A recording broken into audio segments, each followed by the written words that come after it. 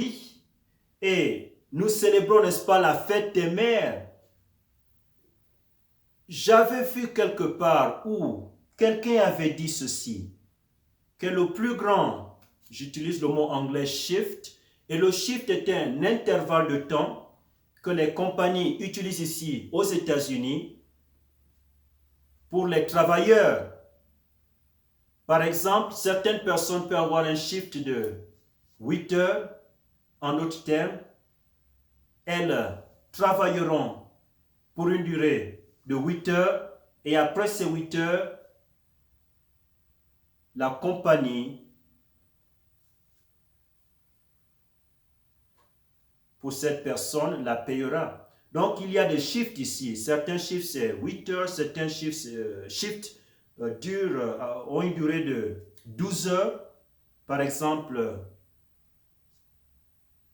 dans les hôpitaux, certains infirmiers et certaines infirmières, certains docteurs ont des longs shifts. Ils travaillent pendant, par exemple, 12 heures de temps et même plus. Mais pour la maman, réfléchis un peu pendant une seconde, pour un moment. Ta maman a le plus grand shift, 24 heures sur 24, 7 jours par semaine. C'est le plus grand shift. C'est pourquoi nous devons être extrêmement reconnaissants pour nos mamans. Et prenons avantage de cette opportunité, cette fête de merci pour montrer notre reconnaissance. Et si tu n'as plus de maman, si ta maman n'existe plus, va faire quelque chose pour une autre maman, peut-être pour une de tes tantes ou tes tantes, fais quelque chose pour une autre maman. Cela plaît à Dieu. Amen. La Bible dit, il prit soin de lui, il tira 2 deniers d'argent. Et 2 deniers d'argent, c'est environ le salaire de 2 jours. En d'autres termes, certains l'estiment à être à 100 francs CFA. 2 deniers d'argent est l'équivalent de, ou équivaut à 100 francs CFA.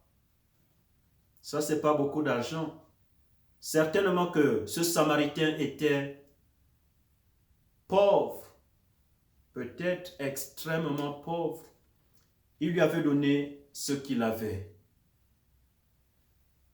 Donc la Bible dit, les donna à Lot, il donna de l'argent à Lot afin qu'il puisse prendre soin de cet homme blessé, laissé en bordure de route à demi-mort. Et il ajouta ceci, tout ce que tu dépenseras de plus, je te le rendrai à mon retour. Lorsque nous aidons une âme à naître de nouveau, nous ne devons pas nous arrêter là. Nous devons maintenant aider cette âme à croître dans la connaissance de Jésus-Christ et dans la grâce, afin que cette âme puisse aussi faire ce que nous faisons, que cette âme puisse aussi prêcher un jour l'évangile de Jésus-Christ. Et j'aimerais un peu parler du mot prêcher. Le mot prêcher, l'évangile, c'est à tout chrétien. Mais être prédicateur ou pasteur d'une église, c'est réservé seulement aux hommes que Dieu appelle pour cette position, pour ce travail spirituel. Mais prêcher l'évangile ou la prédication de l'évangile est le travail ou l'œuvre de chaque chrétien ou chrétienne né de nouveau. Et on doit le faire comme ce Samaritain. Notre objectif, notre mission, notre but journalier de chercher des âmes perdues afin de partager la très bonne nouvelle, la nouvelle la plus bonne la plus magnifique que le monde désespérément aimerait entendre, aimerait savoir, aimerait connaître. Question.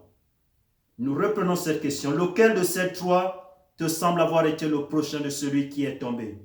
Et nous connaissons la réponse, c'était le Samaritain. Le Samaritain. Et Jésus dit à la fin du verset 37 que va et fais la même chose.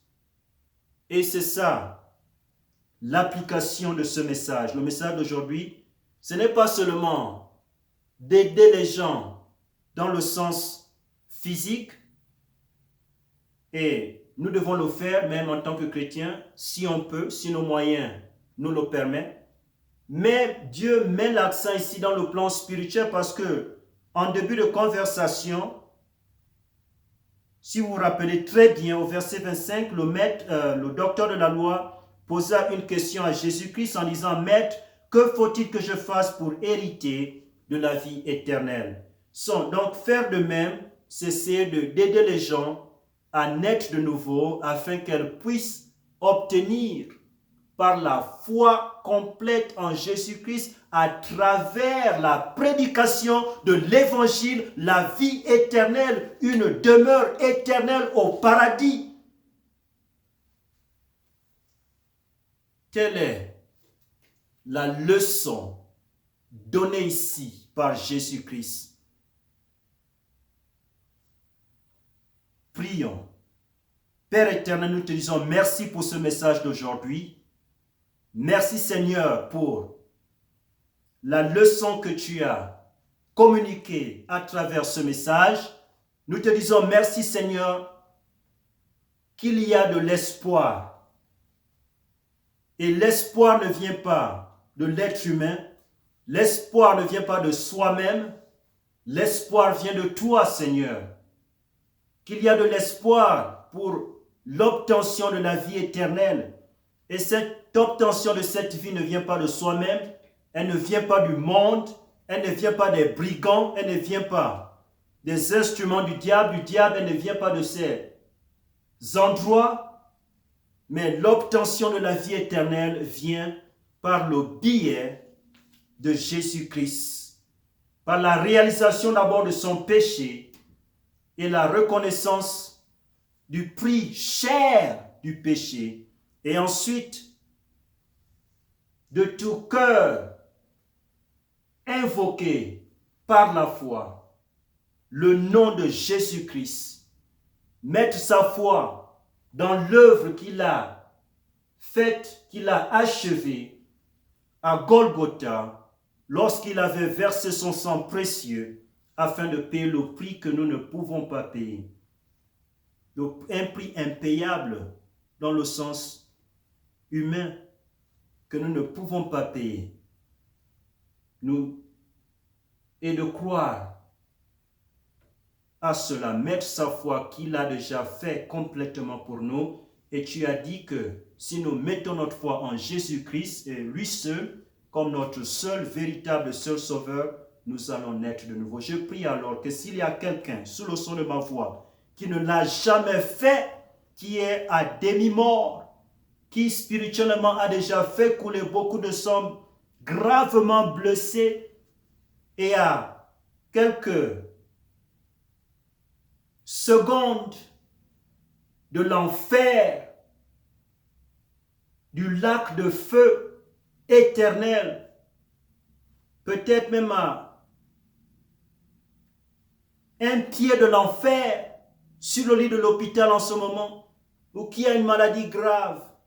Peu importe la situation, s'il y a quelqu'un qui n'a jamais reçu Jésus-Christ sous le son de ma voix, je prie maintenant que cette âme s'humilise devant toi, Jésus-Christ, et invoque le nom de Jésus-Christ par la foi pour le salut de son âme. Et pour le chrétien qui m'écoute, je prie afin que tu puisses inciter cet individu, comme Jésus-Christ l'a si bien dit à la fin du verset 37, à faire comme le Samaritain, en mettant l'accent sur le sens spirituel. a décidé maintenant de devenir des gagneurs d'âmes ou des pêcheurs des hommes avec l'évangile glorieux et magnifique de Jésus-Christ, d'apporter l'évangile dans nos familles, dans nos quartiers, dans nos voisinages, dans nos villes, dans nos villages, dans nos pays, partout dans le monde. Mets nos cœurs à feu pour la gloire de ton nom. Au nom puissant de Jésus-Christ. Amen. Merci de m'avoir suivi aujourd'hui. Passez une très bonne journée et à très bientôt. Que Dieu vous bénisse tous et toutes.